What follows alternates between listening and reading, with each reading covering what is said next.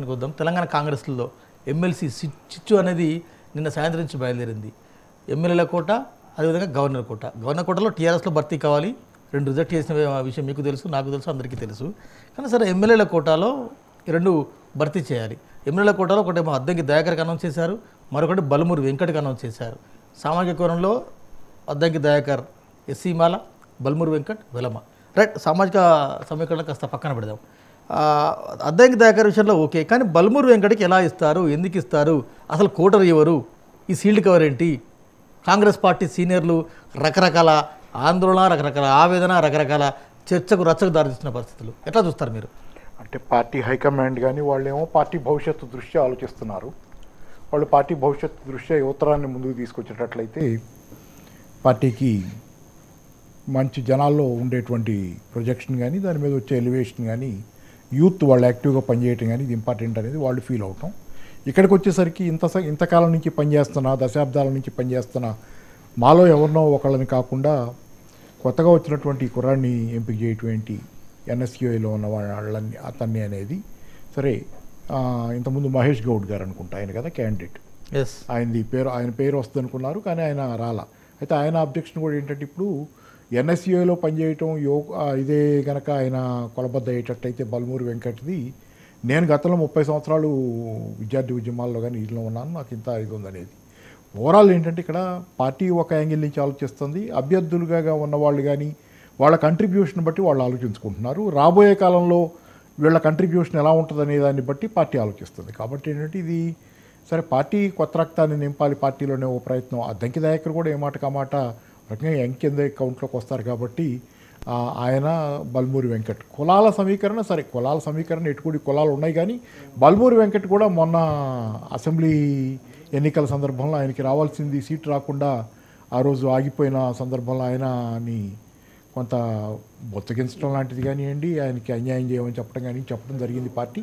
సరే ఈ రకంగా అంటే ఈ 2 ఎమ్మెల్సీ సీట్లతో ఇదే లాస్ట్ అని నేను అనుకుంటాను. సరే బలమూరి వెంకట్ జూనియర్ అయితే కావచ్చు, కానీ కాంగ్రెస్ కష్టకాలంలో ఉన్నప్పుడు పార్టీ నుంచి ఫైట్ చేశాడు, బొక్కలు ఎరగొట్టుకున్నాడు, అప్పటి అధికార పార్టీ నుంచి అనేక అష్టకష్టాలు పడ్డాడు. ఈవెన్ రేవంత్ రెడ్డితో సరిసమానంగా పార్టీని చాలా కేసులు టీఆర్ఎస్ విషయంలో చాలా కేసులు ఎదుర్కొన్నాడు. చాలా సందర్భాల్లో కేసులు కూడా వేసినవి కూడా ఉన్నాయి, ఆయన వేసిన కేసులు కూడా ఉన్నాయి. టీఆర్ఎస్ ప్రభుత్వం మీద వేసిన కేసులు కానీ, కేసులు ఎదుర్కోవటం కానివ్వండి, పోరాటంలో కానివ్వండి. Balamuri Venkat looks very big fighter. వయసులో చిన్నవాడే కానీ ఫైటర్గా చిన్నగాడు వాడు కాదు అనేది నిరంతరంగా ఫైట్లో చాలాసార్లు ముందు భాగాన్ని ఉండటం ఆయన చేశాడు. కాబట్టి ఏంటంటే పార్టీ భవిష్యత్తు దృష్ట్యా ఎలాంటి వాళ్ళు ఒకళ్ళు అవసరం అని పార్టీ ఫీల్ అయి ఉండొచ్చు.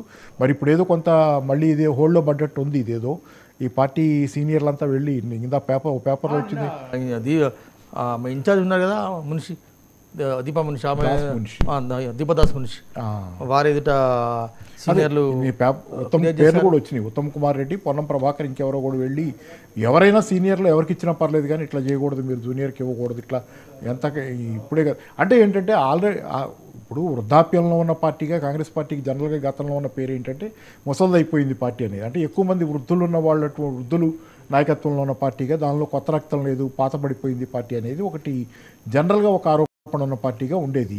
అట్లాంటిది కొంత దీన్ని రాహుల్ గాంధీ వచ్చిన తర్వాత చాలా వేదికల మీద కొత్త రక్తాన్ని నింపాలనే ఒక ప్రయత్నం అయితే ఆయన చేసుకుంటూ వచ్చాడు. దానిలో భాగంగా భవిష్యత్తును ఆలోచించి, పార్టీ భవిష్యత్తు, ఎందుకంటే రేపు పొద్దున పార్లమెంట్ ఎన్నికలే కాకుండా ఆ పై భవిష్యత్తును కూడా ఆలోచించి ఈయన్ని గ్రూమ్ చేయాలి నాయకుడిగా అనేది బలమూరి వెంకట్ని వాళ్ళు అనుకోవటం. దానికి అది మనం పబ్లిక్ యాంగిల్ నుంచి చూస్తే పార్టీ యాంగిల్ నుంచి చూసిన పార్టీ మొత్తంగా. కానీ ఏంటంటే ఇండివిజువల్ కెరీర్లు లేకపోతే వాళ్ళ కంట్రిబ్యూషన్, వాళ్ళ త్యాగాల పరంగా చూస్తే కనుక అది కొంత మరి వాళ్ళని లెట్ డౌన్, వాళ్ళని తక్కువ చేసినట్టు, వాళ్ళకి అన్యాయం చేసినట్టే కనపడుతుంది. కాబట్టి అయితే ఏంటంటే ఇదే చివరిది కాదు కదా. 2 ఎమ్మెల్సీ స్థానాలు ఇప్పుడు కేవలం ఎమ్మెల్యే కోటాలో 2 ఎమ్మెల్సీ స్థానాలు, ఇట్లా ఇంకా నామినేటెడ్ పోస్టులు ఉన్నాయి, చాలా ఉన్నాయి. కాకపోతే ఏంటంటే ఇక అంటే ఆశించిన వాళ్ళు ఉన్నారు. పైగా 2 పేర్లు మన అద్దంకి దయాకర్తో పాటు మహేష్ గౌడ్ గారి పేరు. అద్దంకి దయాకర్ మన పార్టీకి టికెట్ త్యాగం చేశాడు. బలమూరి వెంకట్ మన హుజరాబాద్ ఎన్నికల్లో పోటీ చేశాడు, ఓడిపోయాడు. మనం కూడా పాపం ఆయనకు మళ్ళీ హుజరాబాద్ అన్నారు, ఆ తర్వాత ఇంకెక్కడో అన్నారు, ఆ తర్వాత మల్కాజిగిరి అన్నారు, ఆ తర్వాత కుక్కడపల్లి అన్నారు, రకరకాల. సరే మీకు బలమూరి వెంకట్ షేర్ను కూడా మనం ఇక్కడ మర్చిపోలేము. కానీ ఒక్కసారిగా బల్మూరి వెంకట్ పేరు తెరపైకి రావడంతో సీనియర్లంతా ఒకటే అంటే అంటే ఇక్కడ కాంగ్రెస్ కల్చర్. మామూలుగా ఏంటంటే రేవంత్ రెడ్డి మనిషి బల్మూరి వెంకట్ అనేది కూడా ఒకటి ఉంది. మామూలుగా బల్మూరి వెంకట్ ఏంటంటే రేవంత్ రెడ్డి మనిషిగా రేవంత్ రెడ్డి రాజకీయంలో తన స్థానాన్ని కన్సాలిడేట్ చేసుకోవడానికి బల్మూరి వెంకట్ని ఆయన సక్సెస్ఫుల్గా ప్లేస్ చేశారు అనేది ఒకటి, అది కూడా ఒక జనరల్ ఇది ఉంది. కాబట్టి ఏంటంటే గతంలో కూడా నడిచిందే కదా ఎన్నికల్లో, ఎమ్మెల్యే ఎన్నికలు, మొన్న శాసనసభ ఎన్నికలప్పుడు ఉన్న టజల్ ఏదైతే ఆ ఘర్షణ వాతావరణం ఉందో దానిలో సీట్లు పంచుకోవడం దగ్గర కూడా నాయకులకు మధ్య వచ్చినటువంటి విభేదాలు, ఆ రోజు రేవంత్ రెడ్డి పేరాచోట్లకి సీట్లు ఇచ్చుకుంటున్నారని ఇట్లాంటివి కూడా ఆరోపణలు ఆ రోజే వచ్చినాయి చాలా. సరే అలాగే మిగతా వాళ్ళు కూడా మా వాళ్ళకే సీట్లు ఇవ్వాలి, మా వాళ్ళకి, సరే ఇదంతా అయితే ఉన్నాయి. ఎప్పుడైనా ఎన్ని స్థానాలు అందుబాటులో ఉన్న నాయకులు లేకపోతే యాస్పిరెంట్స్తో పోలిస్తే తక్కువే ఉంటాయి. కాబట్టి ఇది ఉండేదే. పైగా ముఖ్యంగా కాంగ్రెస్ పార్టీ లాంటి పార్టీలో, ఎందుకంటే బీజేపీలో కూడా ఈ మధ్యకాలంలో మనం తరచుగా స్థానాల కోసం పడుతున్నటువంటి పోటీల్ని అన్అఫీషియల్గానైనా మనం ఇన్ఫార్మల్గానైనా పేపర్లోనైనా చూస్తున్నాం కదా. డిసప్పాయింట్ అవుతున్నారని, నాకు ఇది కావాలనుకుంటున్నారని, శాసనసభ లో ఎవరు పార్టీ విప్గా ఉండాలనేది, పార్టీ ప్రతినిధి, పార్టీ రిప్రజెంట్ చేస్తా పార్టీ లీడర్గా బిఎల్పి అంటే బీజేఎల్పి భారతీయ లెజిస్లేచర్ పార్టీ నాయకుడికి ఎవరు ఉండాలి శాసనసభలో, రాజాసింగా లేకపోతే అక్కడి నుంచి ఎన్నికైన కామారెడ్డిలో గెలిచినటువంటి వెంకటరమణ గారు, ఇవన్నీ అన్ని పార్టీల్లో ఉండేవి. కానీ కాస్త ఓవర్ట్గా బలంగా వినపడుతుంది కాంగ్రెస్ పార్టీలో.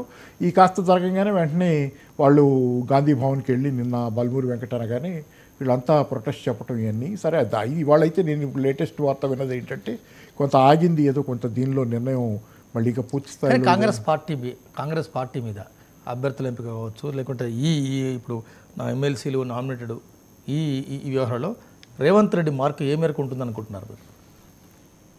ఆయన విజయవంతంగానే తను చేయదలుచుకుందంతా తను విజయవంతంగానే అడుపుకుంటున్నారు. పైగా తను ఇక్కడ తన ప్రజెన్స్ లేకుండా ఇది జరిగిన దానిలో తనకి కొంచెం ఆ అడ్వాంటేజ్ కూడా ఉంది. తన దావేస్లో కానీ నాకు తెలిసింది ఏంటంటే నాటకీయంగా గత కొంతకాలంగా బల్మూరి వెంకట్ను బట్టి వైపు తిప్పారు.